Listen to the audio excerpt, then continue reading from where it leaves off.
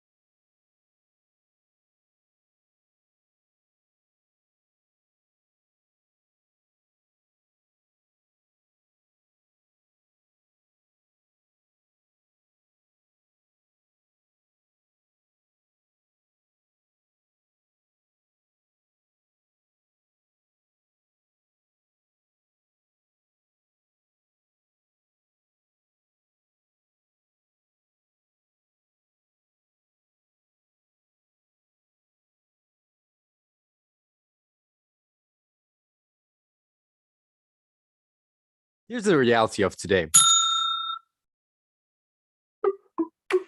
We are trashing our land to grow food that no one needs, and our planet is suffering. We're wasting the equivalent of 1/3 of all food that is produced for human consumption. That is an estimated 1.3 billion tons per year that feeds nobody, and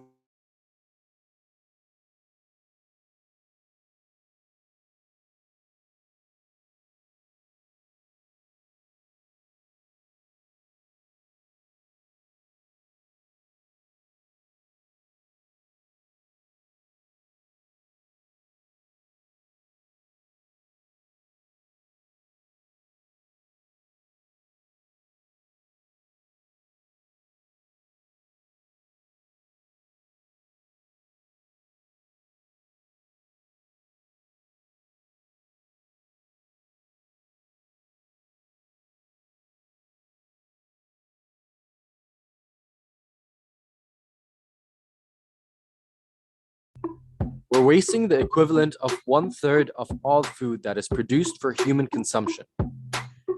That is an estimated 1.3 billion tons per year that feeds nobody. And with the climate heating faster than we could ever expect, it's time we take a closer look. Food accounts for over a quarter of global greenhouse gas emissions.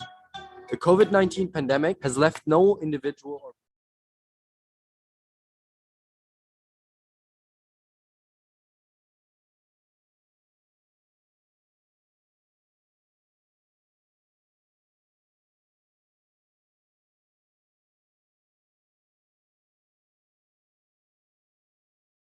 Here's the reality of today.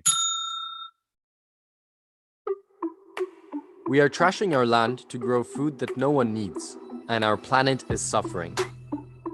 We're wasting the equivalent of 1/3 of all food that is produced for human consumption. That is an estimated 1.3 billion.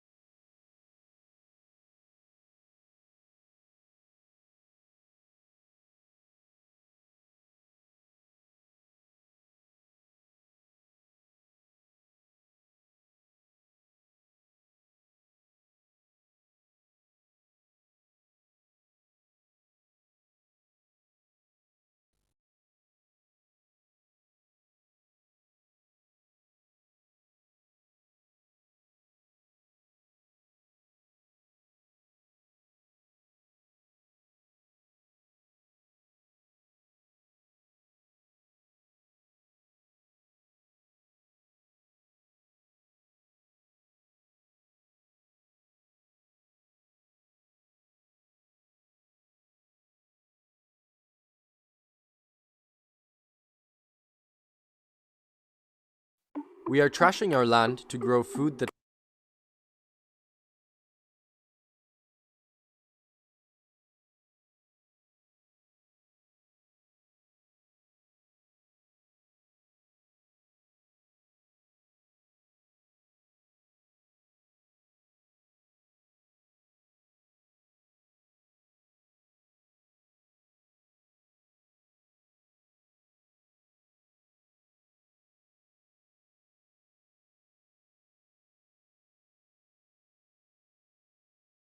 Here's the reality of today. We are trashing our land to grow food that no one needs, and our planet is suffering. We're wasting the equivalent of 1/3 of all food that is produced for human consumption. That is an estimated 1.3 billion tons per year that feeds nobody. And with the climate heating faster than we could ever expect, it's time we take a closer look. Food accounts for over a quarter of global greenhouse gas emissions. The COVID-19 pandemic has left no individual or business unaffected. but none more so than the food and drink industry. The pandemic, on top of a growing sustainability crisis, has put the industry into a daunting and fragile position. And yet, there are those in our midst rising up to create a more sustainable future. The conscious, the everyday people who have witnessed the devastating effects of our mindless consumption. Those making system-changing decisions that put people and planet before profit. At Food Hero Scott, we tell the stories of these heroes. We recognize that Here's the reality of today. We are trashing our land.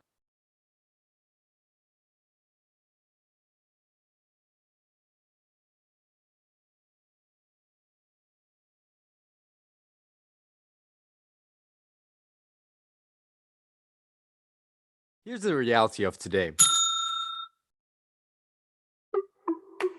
We are trashing our land to grow food that no one needs, and our planet is suffering. We're wasting the equivalent of 1/3 of all food that is produced for human consumption. That is an estimated 1.3 billion tons per year that feeds nobody. And with the climate heating faster than we could ever expect, it's time we take a closer look.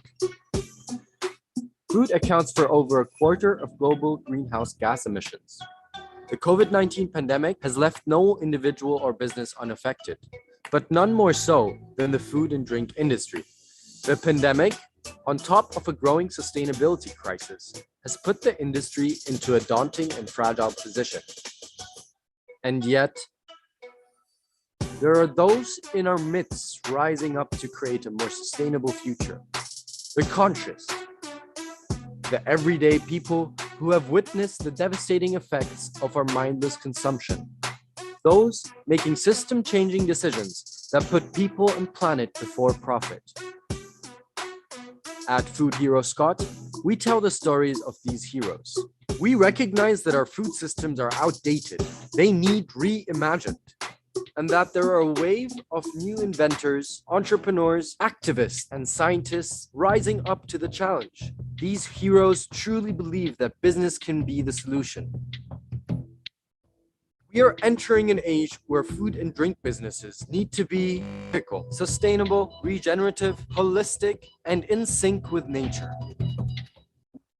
Our mission is to put sustainability at the heart of Scotland's food and drink industry. We do this by shedding a light on the brilliant community and sustainability work of food and drink heroes.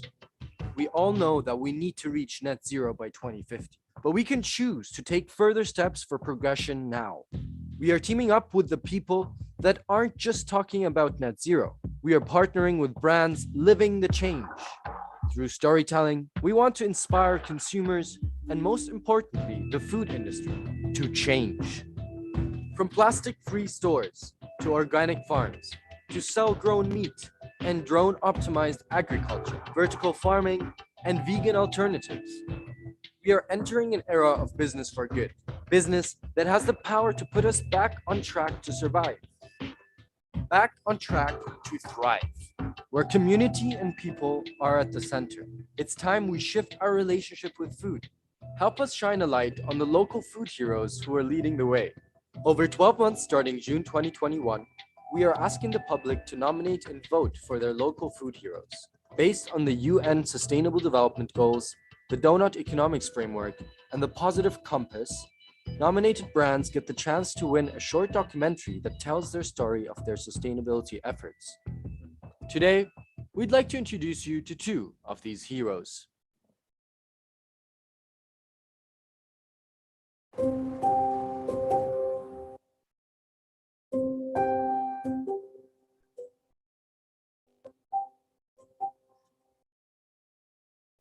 I'm Catherine, and I run Steampunk Coffee here in North Berwick. We have a roastery and shop here at 49A Kirk Ports in North Berwick, just behind the high street. I was actually born in Malawi in East Africa, but I lived most of my childhood in the United States, Washington, DC. I came to Scotland many years ago to go to university and just ended up kind of staying here. My work before getting into hospitality was nothing to do with business or anything. I always kind of worked in advocacy work. So my education and interest was in immigration and refugee stuff. So I worked as an advocate for asylum seekers for a while and worked on preparing people's cases. I had an interest, I think, always in justice issues, whether that's economic, social, racial, all the different kind of issues. I guess I brought that to this business, food hospitality kind of business. The steampunk started in 2012. I have this old camper van, which is a 1976 Volkswagen Westfalia that I was using just like family holidays. And it was in fact my only vehicle for a while when I lived in town in Edinburgh. I started going around markets, festivals, and so on, and selling cake, making espresso out of the van. In 2014, we moved into this building. I'd run businesses in this town for a while. Like I'd started a baking business from home many years previously. And so I knew a lot of people and we had a lot of local support. So we were really busy from day one here as a cafe, which was great.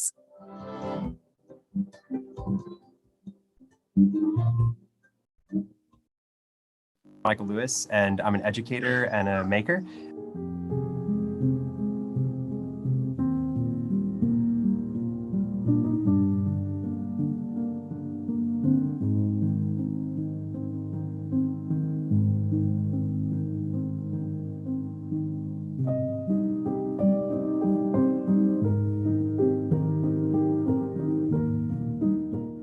I discovered steampunk when it started back at the Den.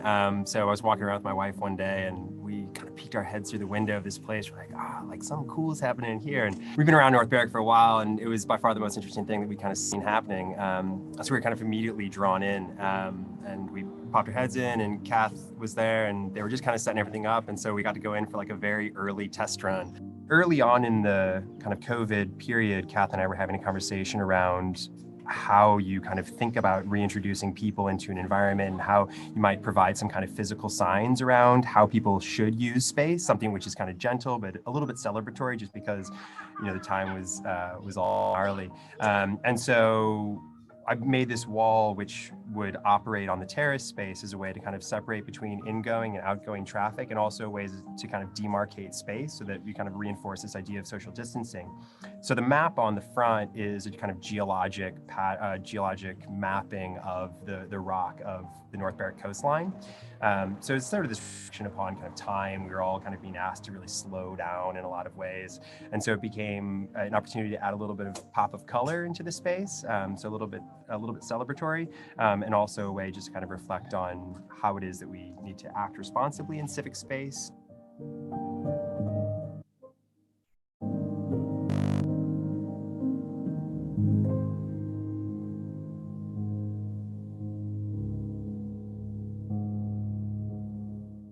When the COVID outbreak happened here in the UK, we all closed.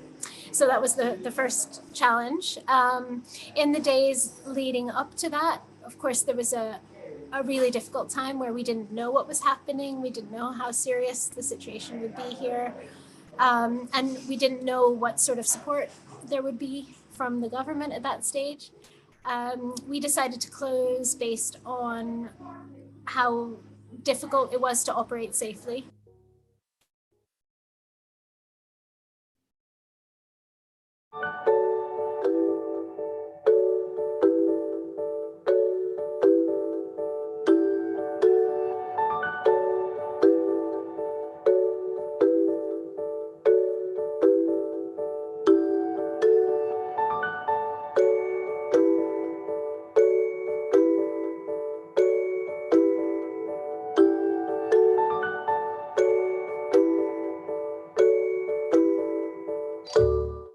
I'm Jen, I run the kitchen at Steampunk and I've been here about a year and a half.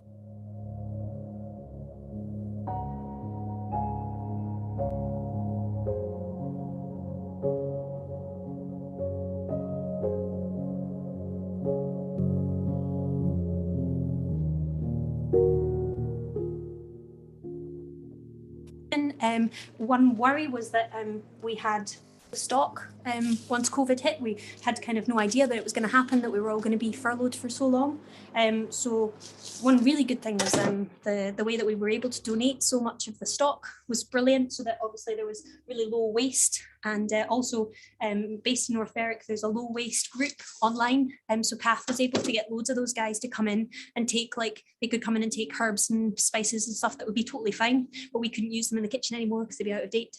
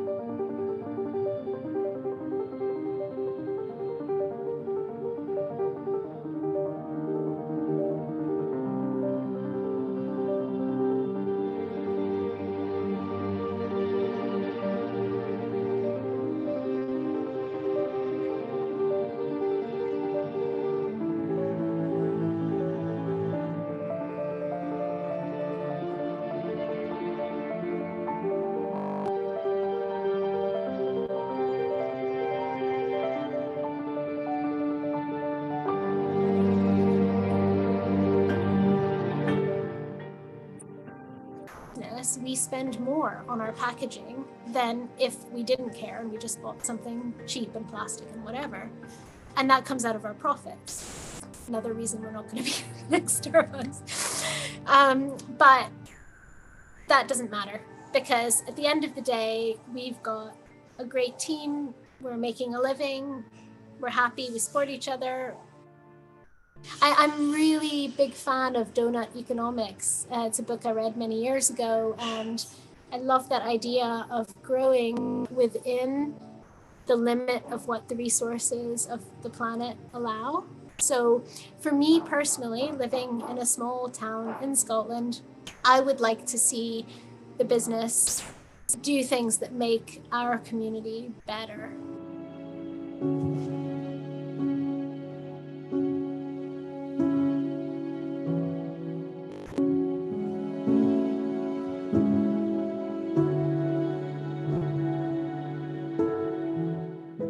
I think that sustainability is obviously an incredibly pertinent issue, and particularly in light of the recent pandemic, it's become something that's become probably more pertinent and more relevant in people's lives. It's made people address their consumption a lot more, think about purchasing things more locally, and look at their kind of global and carbon footprints.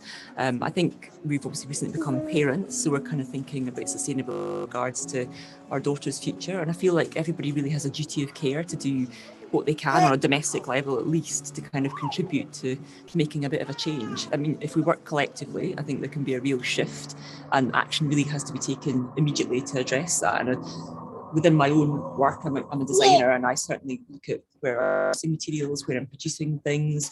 Within our home, we kind of try and recycle as much as possible and really leave as little imprint from what we buy and consume as possible. And I really feel like if everybody could do that, there'd be a bit of a seismic shift, which is very timely.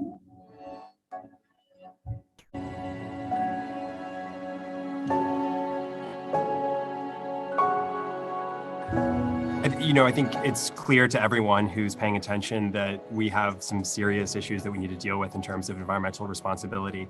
And it's one of the areas where I feel like Steampunk is such a business leader, and, you know, being a nimble, independent business, they're able to always stay kind of at the forefront of where ethically we need to be, I think. And so for me as an individual, it aligns so much with what my values are in terms of the shared responsibility that we have, and setting an example in terms of responsible usage of plastic, in terms of sourcing, in terms of treating staff with, you know, respect, basic human respect. And so I think it's, you know, it's this partnership which just follows on from the community aspects of what Steampunk is, that the community is something that's local, and it's something that we're involved in as people, but it's also global, and it's something which we have a responsibility to treat this planet in a way so that it can sustain. So I feel like that for me as a customer, this is why I love Steampunk so much, because it gets this balance right between what is social and what is kind of ecological, I suppose you could say.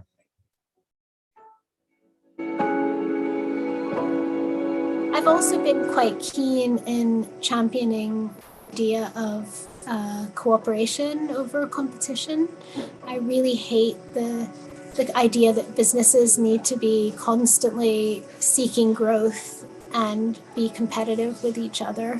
And so I've worked together with some other businesses on some interesting different collaborations over the years. No one's been left unfrustrated. A wave through a window, a hug for a later date. Our lives stuck in limbo, we patiently wait. But now there is time to strive for good cause, with a life no longer held on pause. Change. So we're building an ecosystem of conscious buyers, from farmers to grocers and chefs to suppliers. Join the movement, be part of the mission. Tell us who you think deserves recognition.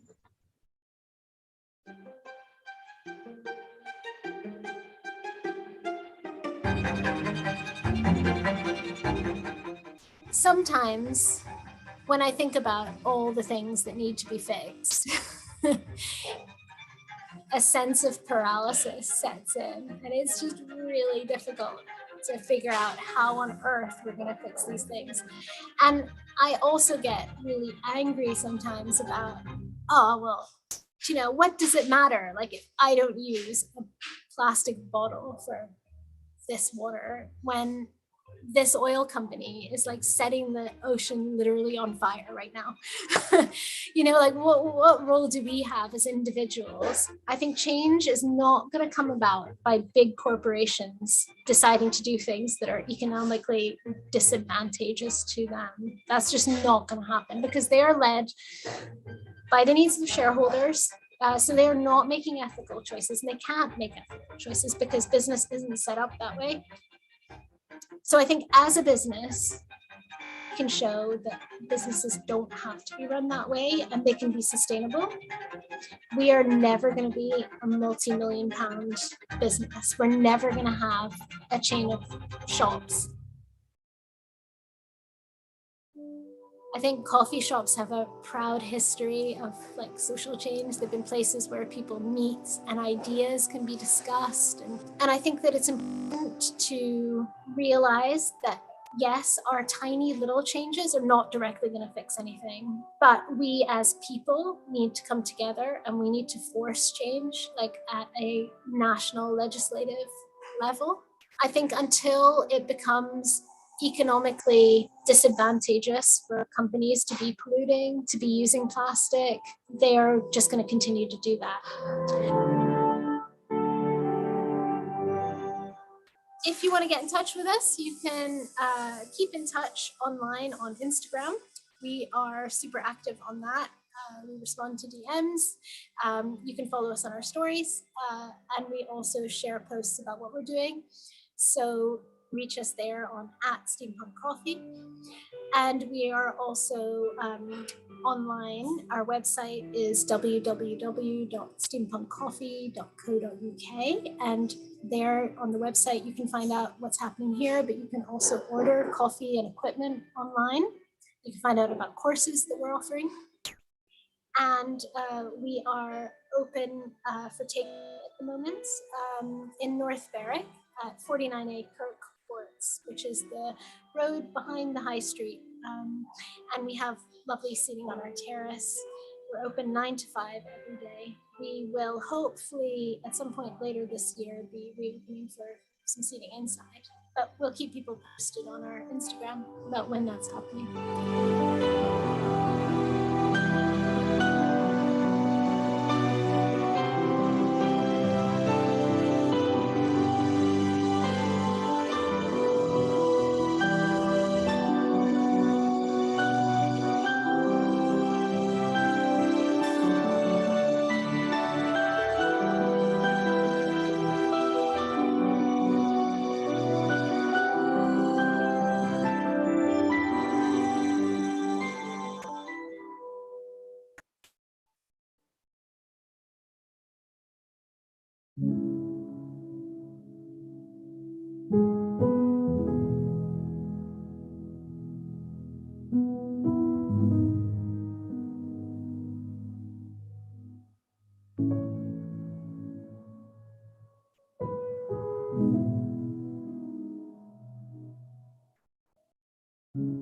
I'm Alison and I'm the owner of the Restore Murray, which is Murray's zero waste refill shop.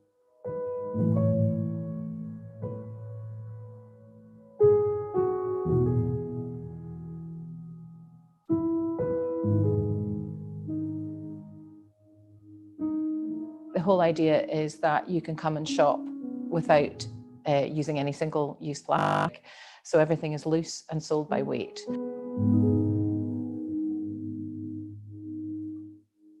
You can choose from store cupboard essentials, all your dried foods, flours, pasta, pulses, etc., herbs and spices. But I also have liquid refills as well. So everything for cleaning your house, shampoos, conditioners, hand soaps, just about everything you could think of.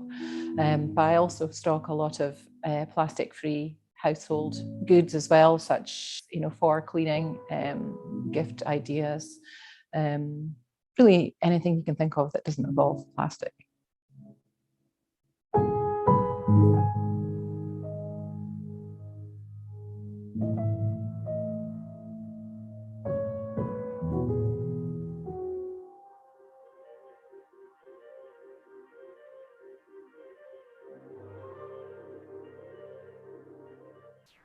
My name is Daniel Vera, and I am a market gardener running an enterprise rising roots from Shempston Farm near Duffus.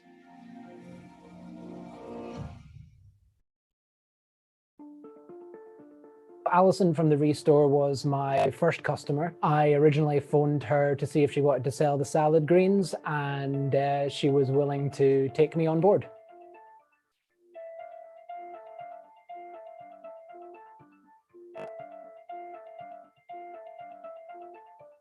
I've lived in Murray most of my life. I moved here when I was in primary school and grew up here until I went off to college. Went to college in Aberdeen and then went to work abroad for a couple of years. I thoroughly enjoyed that, came back to Murray and eventually met my now husband who's in the RAF. And basically for the last 20 odd years, we've moved around the UK and abroad with the RAF.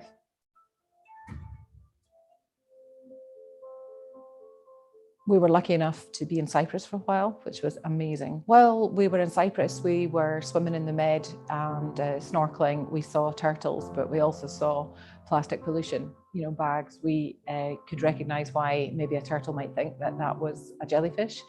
And the litter over there wasn't great on the beaches. The holidaymakers aren't the best at maybe tidying up after themselves. So we started trying to make a concerted effort as a family to reduce our single-use plastic. Came back to Murray and saw that there was a certain amount of waste on beaches here as well. A lot of marine waste, but a lot of plastic bottles and things like that as well. So tried to shop a bit more, reduce our plastic shopping, but found that it was actually really hard to do unless you travelled around a lot. So the kind of idea of the Restore was born. I just started lots and lots of research. These kind of shops were starting to pop up, although mostly in England, not so much in Scotland. I kind of looked into premises, looked into the suitability of the area and decided that it was what I really wanted to do.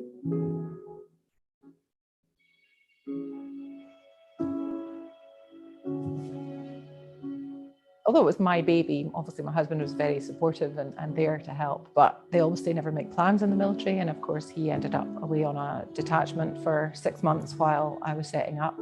So that meant I was kind of on my own running house. I was still working at the time and had the kids to look after as well as trying to set up the shop. So yeah, it wasn't the easiest thing I've ever done, but I think a lot of the jobs that I've done in the past have kind of set me up to, and being a military spouse as well has set me up to be able to juggle lots of things and kind of it all came together in the end.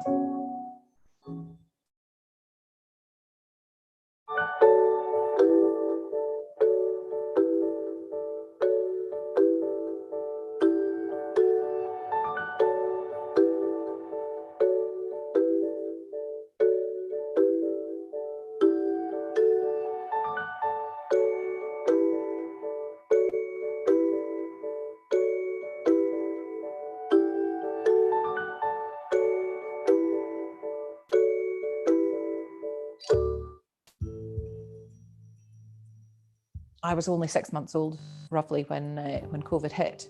And certainly that week before lockdown was absolutely crazy. And I had people coming in that I'd never seen before that were filling up with bags and bags of pasta. And literally we had to kind of put a stop on it and ask people to limit what they bought, because it was clear that we were going to run out so fast.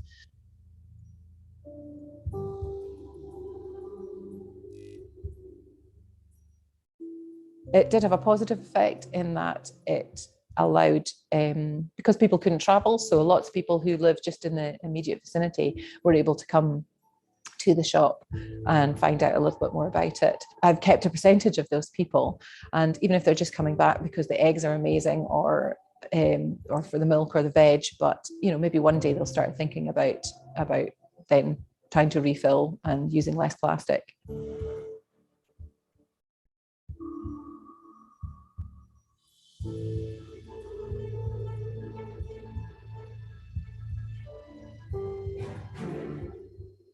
One of the problems we have, it's a postcode lottery, basically, if you want to recycle. So who knows what can be recycled in what bin, where? It depends. So here in Murray, we're lucky that things like vegware can be put in your brown bin because it goes to a high heat facility. But if you're in Highland, that doesn't happen. So you can't put industrial compostable fabrics into your garden waste bin, basically. That makes it really difficult for people. And I think going forward, we need councils to step up to the mark and to potentially recycle more, but also just to make it clearer what can or can't be recycled.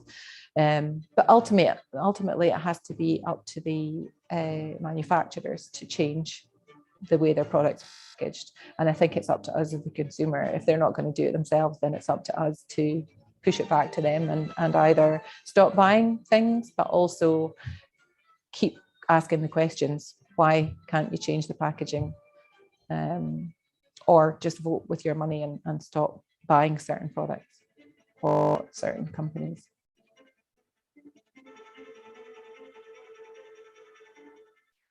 We have an ecological problem on our hands because we have so much plastic in our oceans, and it's best to reduce that as best as possible and to find other methods in which we can consume local foods with minimum waste.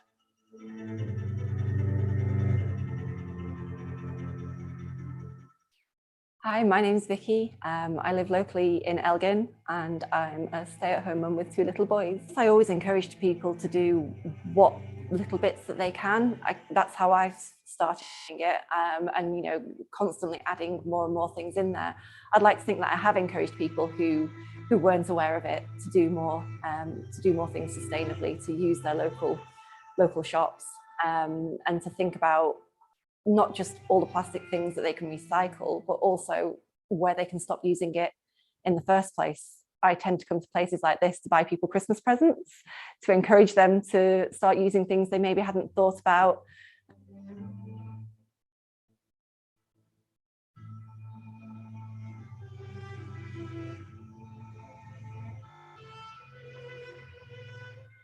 My name's Jack and I work for a charity called Wild Things based along the coast here, delivering environmental education. We get bombarded by the media saying there's a plastic pollution and climate emergency and habitat loss and all these things, and these terrible things that happen globally. It's quite empowering to be able to do something like shop at a place like this that's doing good stuff for the environment, even if it is just a small thing. And it is urgent, it's urgent. We all need to be doing more of this, and there needs to be more of this. So it's a great thing to be a part of. My one line to sort of the bigger supermarkets, big corporations, etc., would be rise to the challenge. Take responsibility. Support local. The change is in their hands. It's up to them. They have the power and the money and the ability to make these big changes. We can all, as individuals, do small changes, but big corporations can do it on a massive scale, and they should be. They need to be thinking about it. They need to be changing the way that they do business now.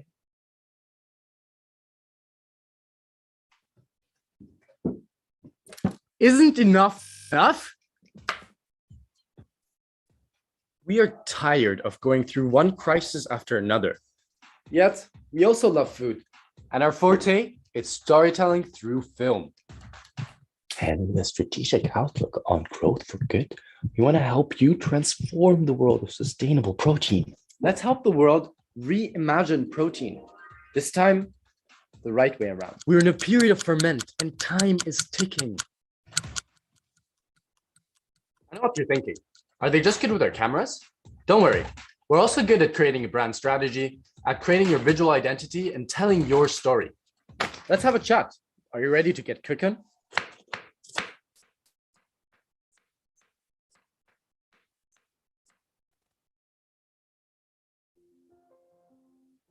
One of the things that I wanted to do when I started the shop was to see if I could change for maybe not my children, but certainly their children and their children's children, because I do feel that the way things are going now, 2050, there'll be more plastic in the sea than fish, if not already, you wonder.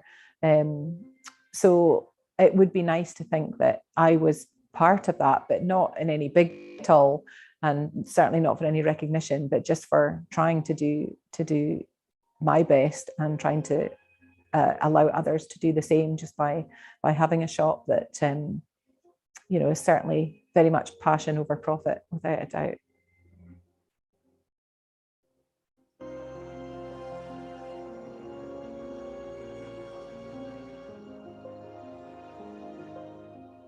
If you want to start your plastic-free journey, then I would definitely recommend you go online initially.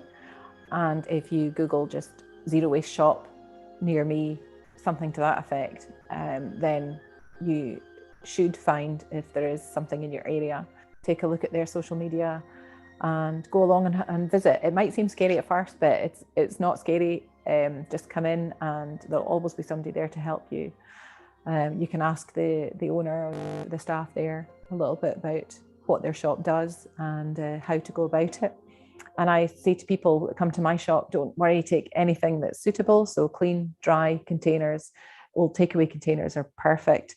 I've had everything from 40-year-old Tupperware to a shirt sleeve that had been sewn up at the cuff and filled with oats. So it really doesn't matter as long as it's something that's being reused. Plastic is welcome because it's not single use if you're reusing it. The best place to find out a little bit more about the Restore is on Instagram and Facebook, because I put pretty much everything on there. And certainly all updates are on Facebook. I don't have a website as yet. It's something that I'm working on in the background, and hopefully I will have at some point, but I'm still online at just now anyway. So definitely follow me on Instagram and Facebook, and it's the Restore Murray.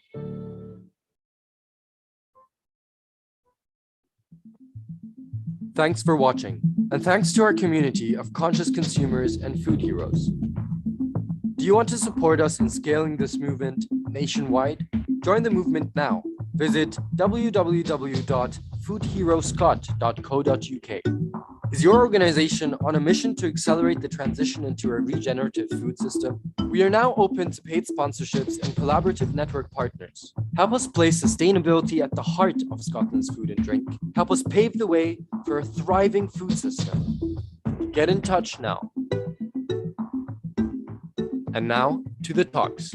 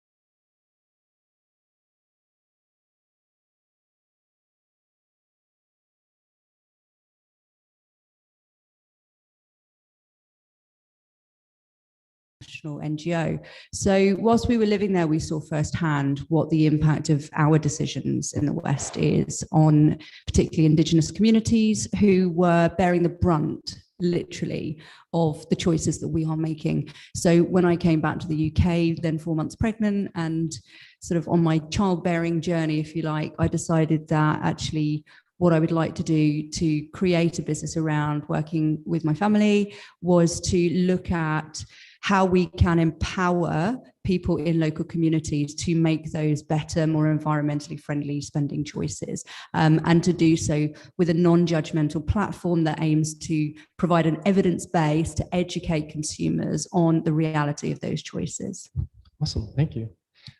IS, can you have a shot at this? Yeah, I think for myself, I was very tired of academia. Once I graduated with environmental science, I realized like no one should have to pay thousands of dollars to learn this exact terminology, especially through the Western scientific lens. And, I created a career around vegan specifically because, as a person of color and being queer, I didn't see myself and then becoming vegan. But I think I just realized that like environmental education should really encompass Indigenous wisdom, cultural based experiences, and our own lived experiences.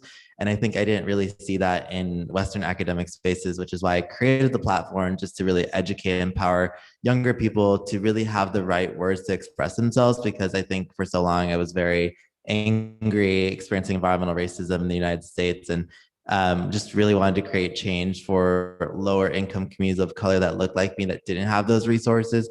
And so they can have the better tools and to have the right words to feel equipped to challenge whether they're in institutions, organizations, or individuals that uphold racist values. So thank you.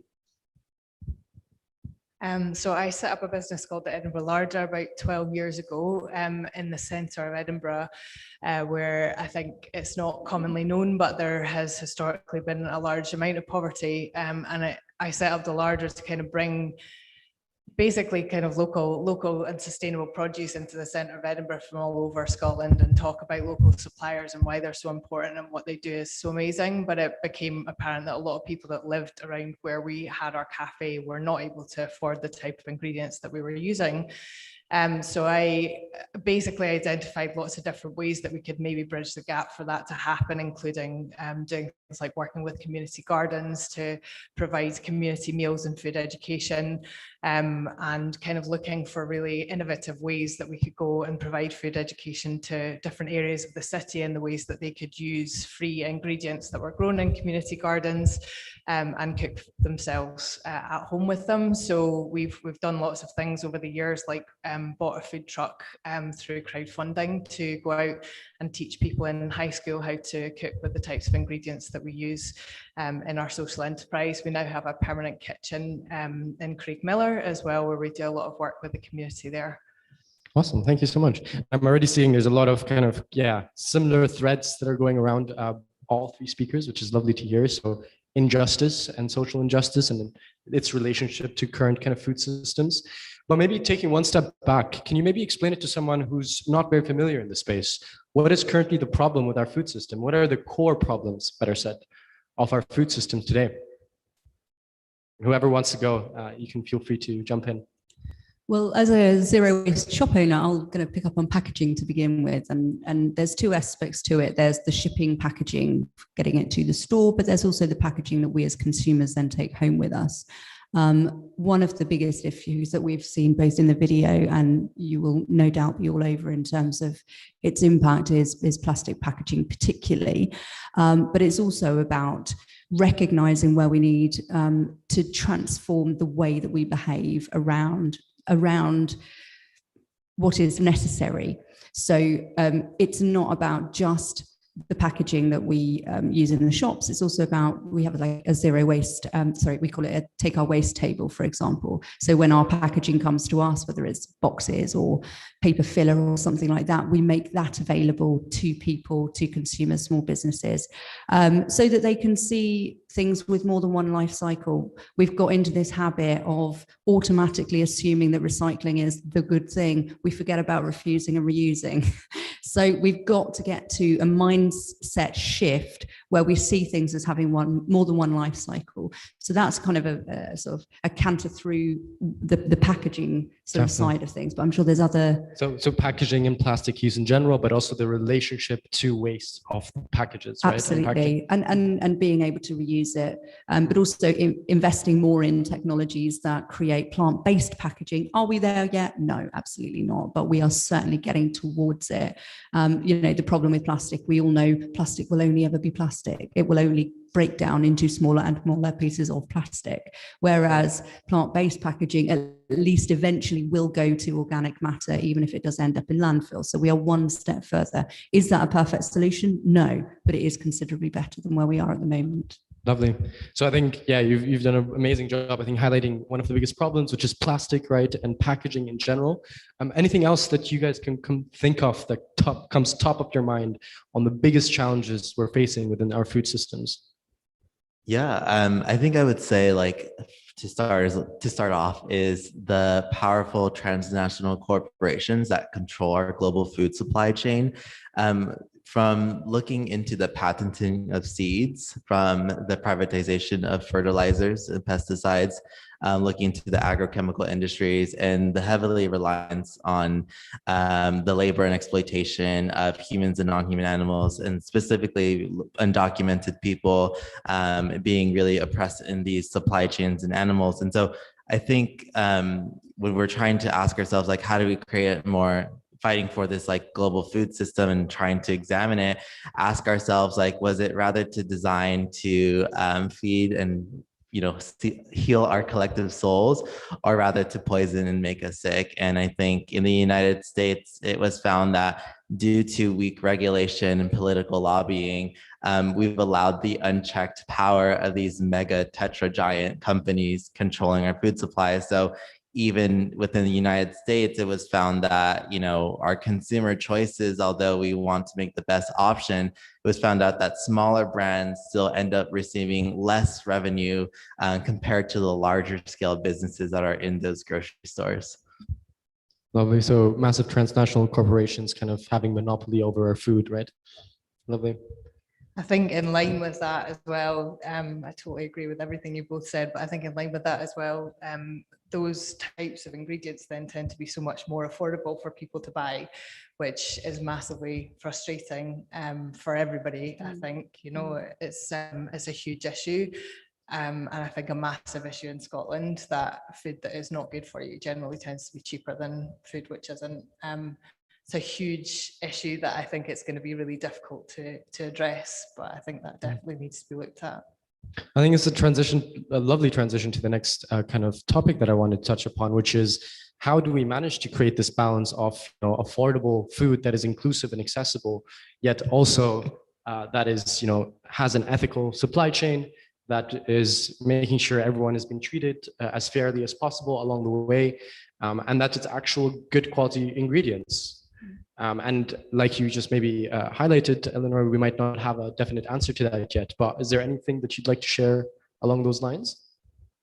So how can we actually reduce the cost of food and yet still have fair, ethical supply chains?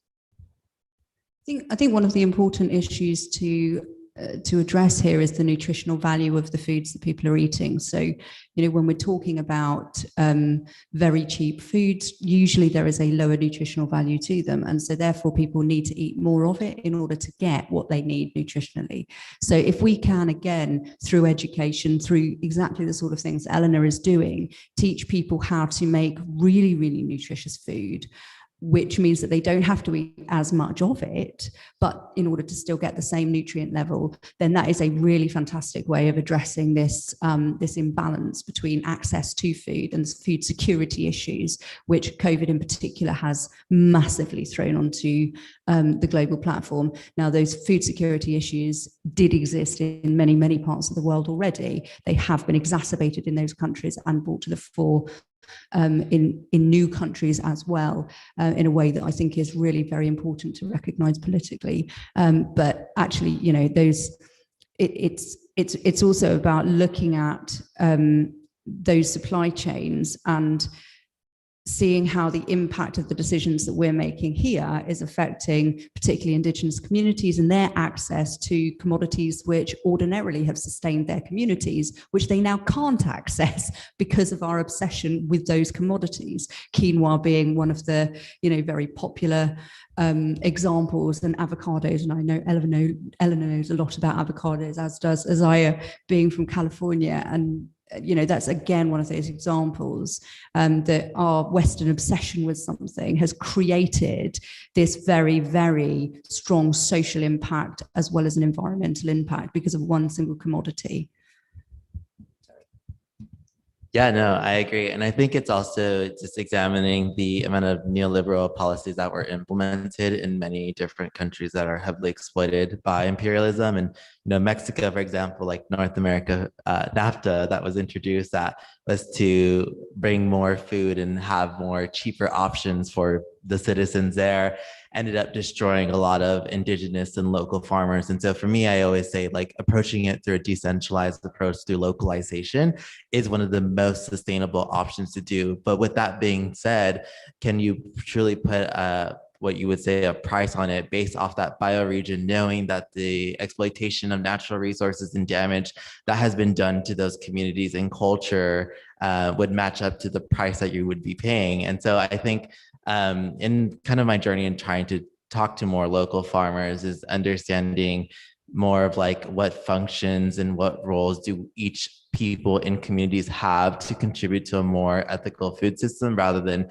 really just relying on the farmer, because it's more rooted on this collective basis where you have people who trade the seeds, people who cultivate the soil, people who understand the plants that are natural, native in those communities, to take care of them, to ensure that natural disasters, when they strike, they actually are resilient through these ecosystems. So there's a lot of ideas and a lot of people who are posting, forwarding for like localized solutions, which I really appreciate. I think it's a really difficult question. I think it really helps if, like a lot of the people we're talking about on the video, if businesses have sustainability at the heart of their ethos and everything that they do, which large corporations quite often don't tend to do. And I think it's also looking for different and kind of new ways that, we can provide food within Scotland. And I think you're right that that often happens on a local level.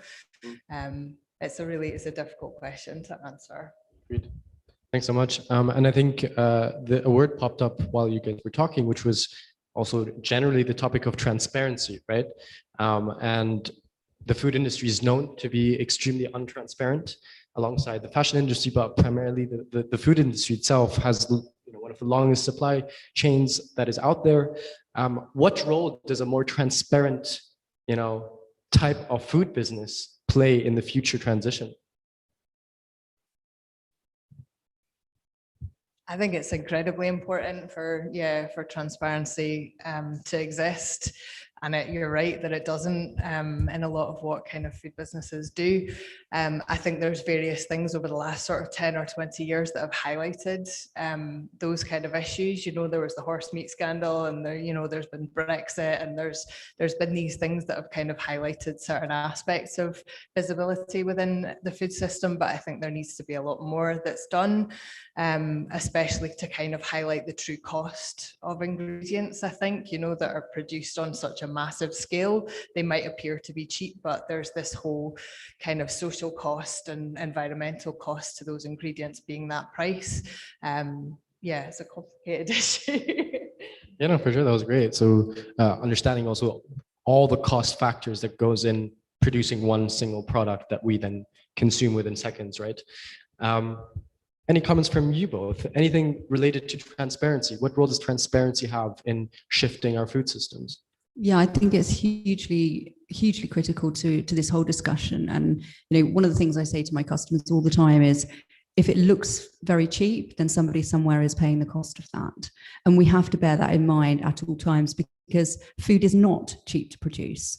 And where people are being paid a fair wage, where they are being given fair resources and fair treatment across that supply chain, then there will be a cost to that product. And where you see something being sold very cheaply, it means that somebody somewhere is paying that price. And so that's a very, very important part of having traceability along supply chains. And that goes for everything from the sort of the human rights abuses associated with cocoa production in West Africa to the impact that we were talking about with avocados in Mexico and Chile and the indigenous communities there, to pretty much every commodity under the sun. There is a human rights impact because there are people involved. And unless we get to a point where everything is mechanized, then we will always have to take account of those humans and those people, because they are a critical part of what we do every day when we put food in our mouths. And cashew nuts are, one of the examples that, again, I like to use as an example, because most people don't know how it's grown, and if they do, they haven't necessarily thought through the process. So every cashew sits on a cashew fruit. So that's a time, labor intensive product anyway to produce or to harvest. The industry is heavily is usually women that are involved in the harvesting of those things. And between the two outer layers of shell is a very, very corrosive acidic substance. So unless the women in those very vulnerable, poor communities are given correct medical care and support and have proper health and safety mechanisms in place, they are literally being created. And so, if you see something in your super, a place where you know that they have ethical supply chains, ask the question, ask them why. Why is it that you're selling this at a more expensive price than I can get down the road? Ask the question. And I think you'll be surprised to find that there's usually an answer. That's a very good question. And maybe touching back then on being business owners, right? You two are business owners, have founded a business and are running it and are wanting to grow it even. We kind of mentioned that, or all of the problems that have been mentioned so far have kind of been tied together with big corporates owning and making decisions around a lot of these, decisions or factors.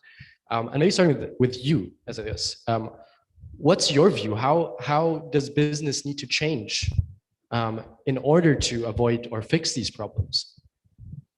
Yeah, I think like from more the educator side and as a consumer is really trying to understand like who has the most control and power. And as Bill Gates has his hands in different parts of countries, and Vandana Shiva, who I am a great fan of her work, has written about why millionaires and billionaires are investing in globalized food systems that are privatizing lands from indigenous communities.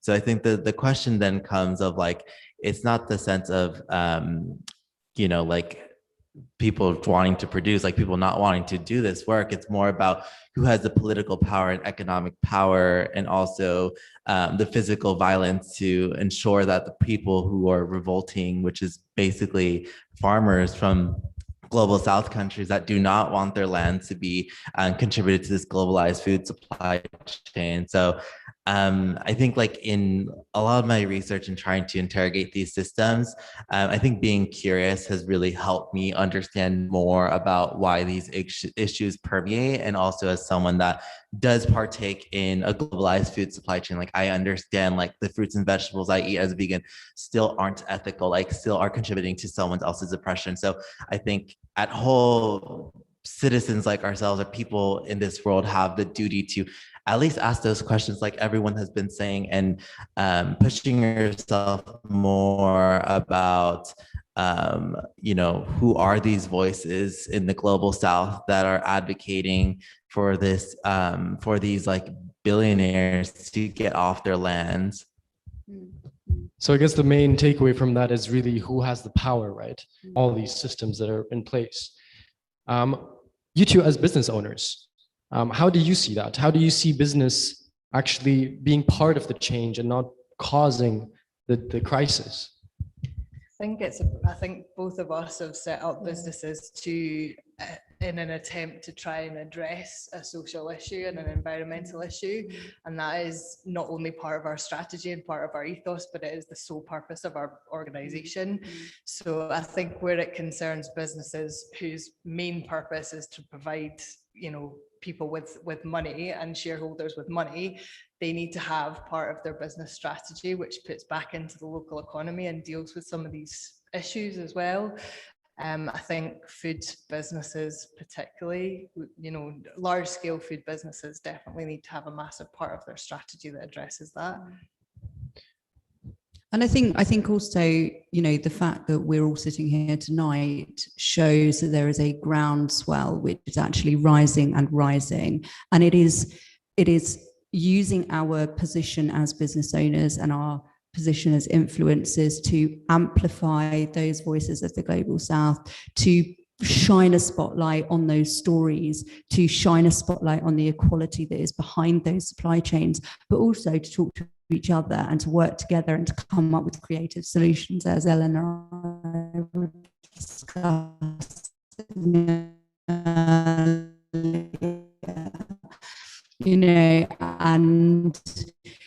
and I think it is all about how we as consumers, as business owners, as small independents actually rise up and we leverage influence up the line. Now, never in a million years did I think Laboratoire Garnier Paris would be getting in on the eco action, but they've launched their own shampoo bar. Well done, congratulations, welcome to the party.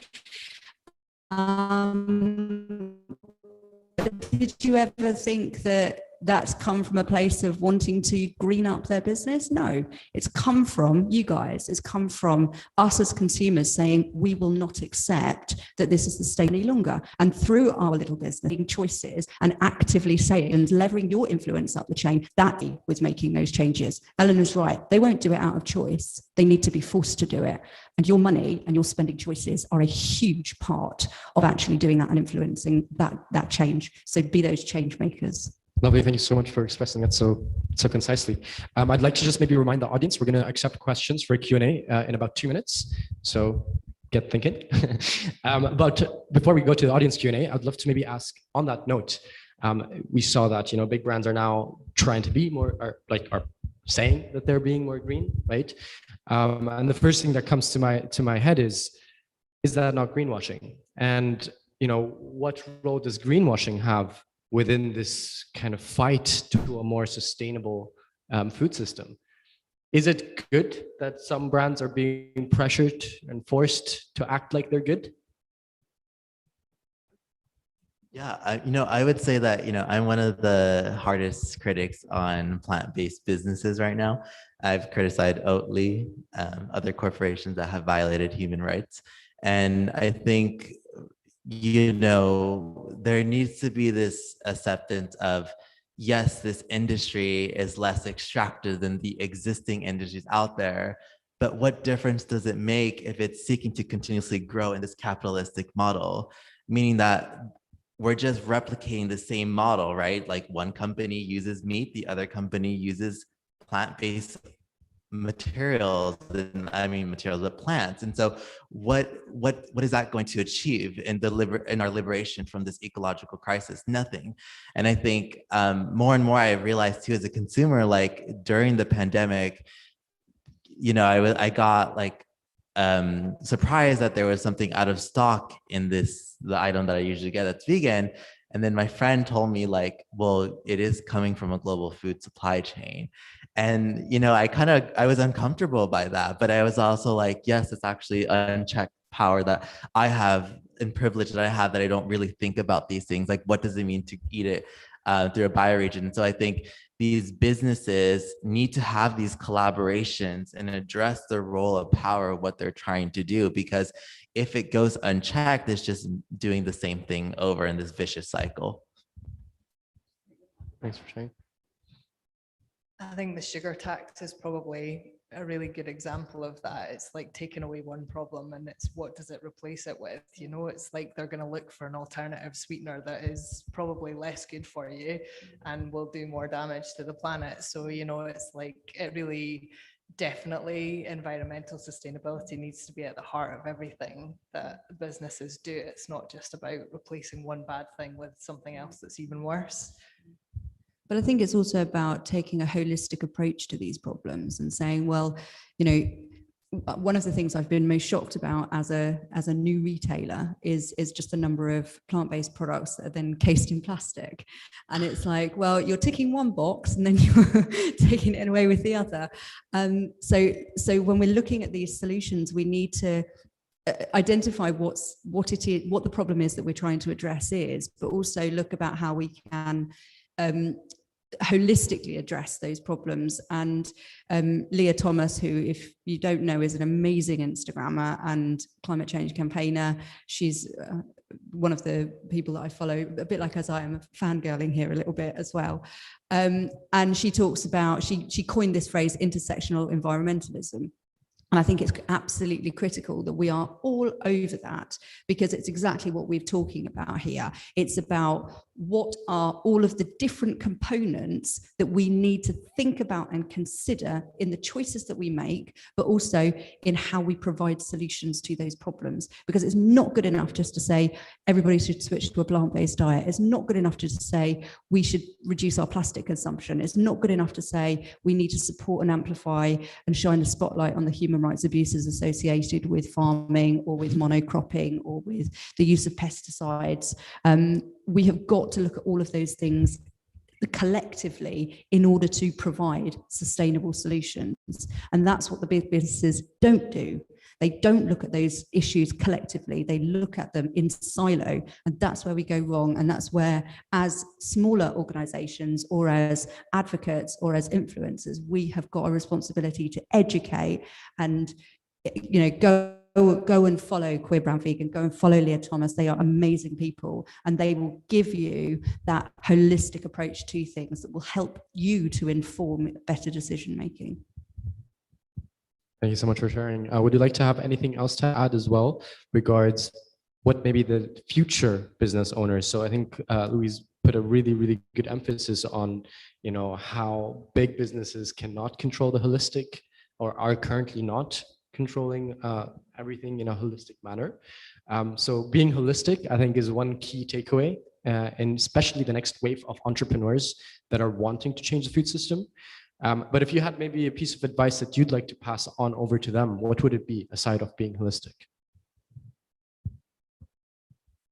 Yeah, I think, like, on my end, just really finding the organizations that are doing the work out there and really creating these collaborations. Like in the United States, the United Farm Worker Association, which had a different name when Cesar Chavez and Dolores Huerta, labor rights activists and, you know, leaders, they really emphasize the fact of, like, you know, as movements grow and as movements evolve and social media spaces are constantly evolving, there will be a need for multi-generational knowledge. And I think what has happened right now is that there's often sometimes a fragmented conversations within, like, even social, racial, environmental justice movements. Like I see that a lot in the work I do. And so I think when you really confidently engage in an issue for years, it's actually a more sustainable work, rather than trying to look into all of these other issues and being like, I have to do this, I have to do that, I have to look over there. Then you end up burning yourself out mentally and physically to the point where you're just like, I cannot think about these issues anymore. So instead of like, sorry about that, instead of like stressing yourself out, just really focus on, like, what is that passion, that industry that you really want to focus in? Is it fashion, video games, technology, like education? Like, all of these, like, industries are interconnected, and just because you're not doing everything doesn't mean that you're less than. It just means that you're more strategic and also more valuing yourself and your community of how much you want to put yourself out there. Lovely, thank you. Eleanor, any closing remarks before we jump on to the Q&A? Yeah, I think probably just about finding innovative solutions to problems that are out there. And I think looking for a business model which helps that as well, like a social enterprise model, I think feeds into that quite naturally. Lovely, thank you. Over to the audience. We have about 10 minutes, 5 to 10 minutes to accept any questions. I saw that there are a couple of questions online. I don't know if anyone's checking out. No online, cool. Any questions from the audience towards the speakers or towards me around the Food Heroes COP campaign? Or generally business and food and drink, right? Please. Yeah.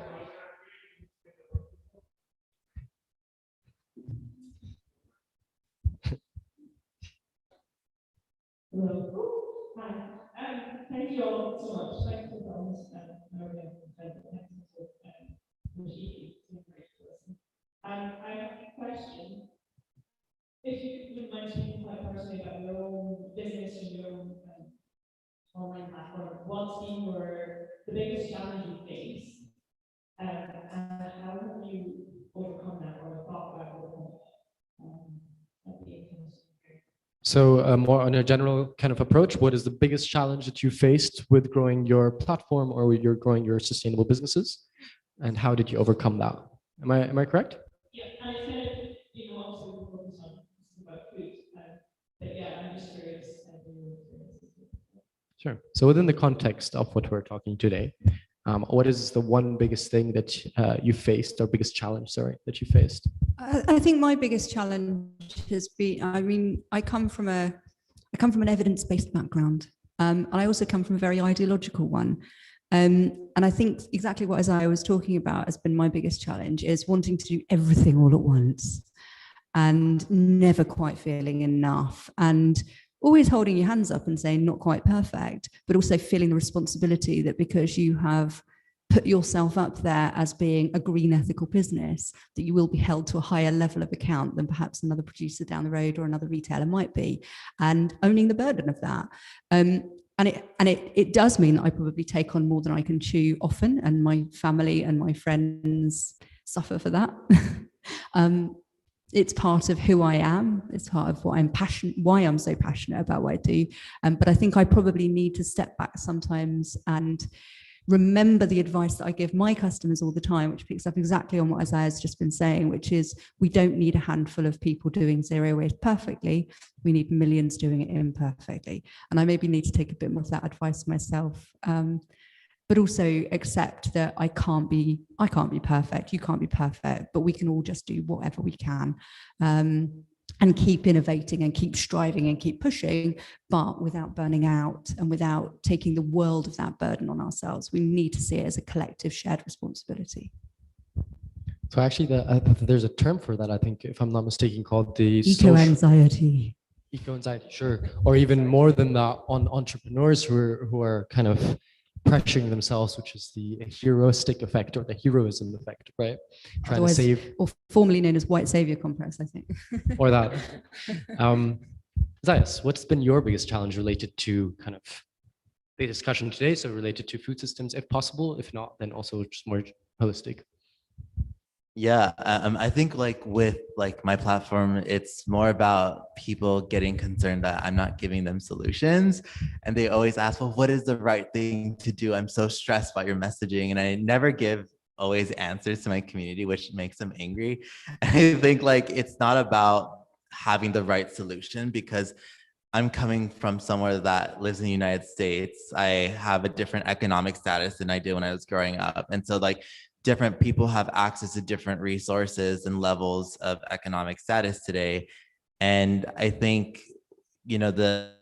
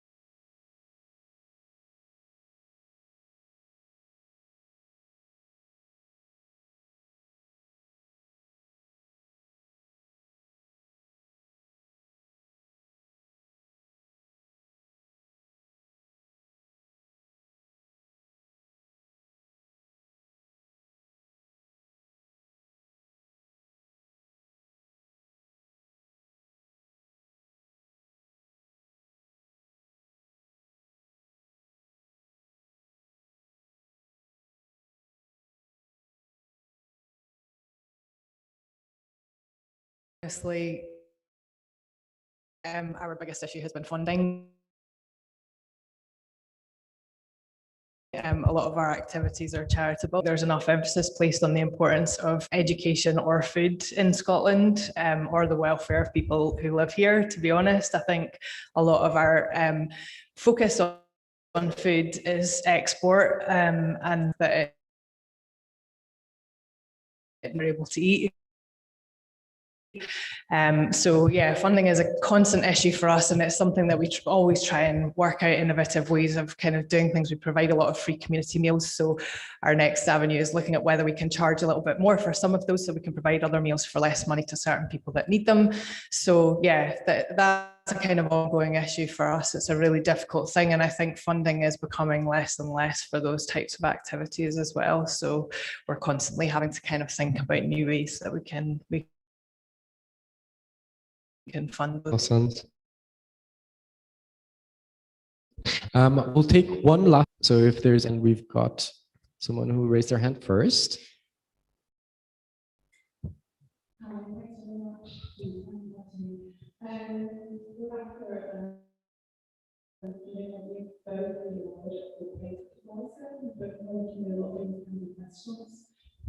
found that a lot of small, medium-sized businesses are really passionate about subjects and they want to get their hands in results. So have you got any examples where small, medium-sized businesses have collaborated with academia or with big corporates to really make a big contribution of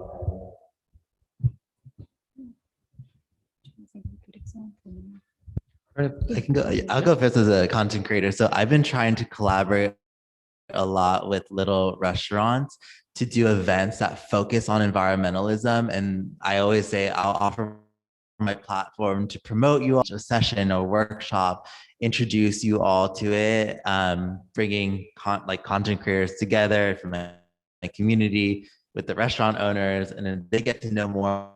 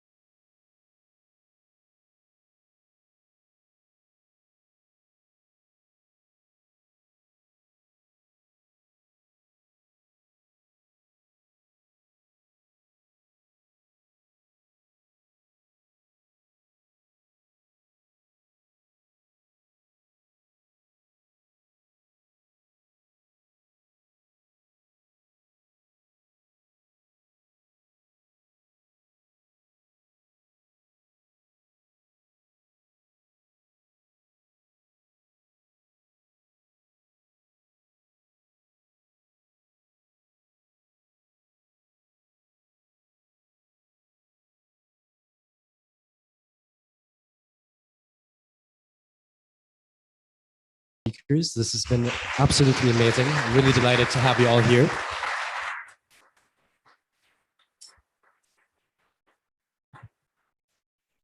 And I'd like to thank everyone here today in the room who managed to come along and pay attention. Apologies about the technical issues at the start, but I think we've gotten used to it now with Zoom.